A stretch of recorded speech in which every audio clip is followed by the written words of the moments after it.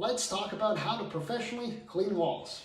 Now, whether you're trying to clean the walls in your own home, or perhaps you own a cleaning business and you want to do this or need to do this for your clients, let's dive right into it. All right, first thing you got to do is inspect the wall. Make sure you figure out what paint was used.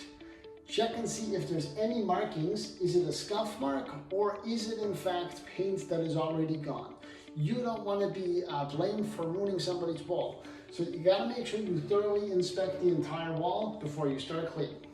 The second step to this whole process is properly dry dusting the entire wall, top to bottom, left to right. So there's three ways of doing this. Either take a microfiber cloth, and my favorite way is taking this and attaching it to a Swiffer handle. That way you can make sure you dust the entire wall. The moment it becomes too filled with dust, just replace it with another one. Or you can take a microfiber flathead mop, like one of these here. These work exceptionally well as well. And the last approach is using a vacuum cleaner.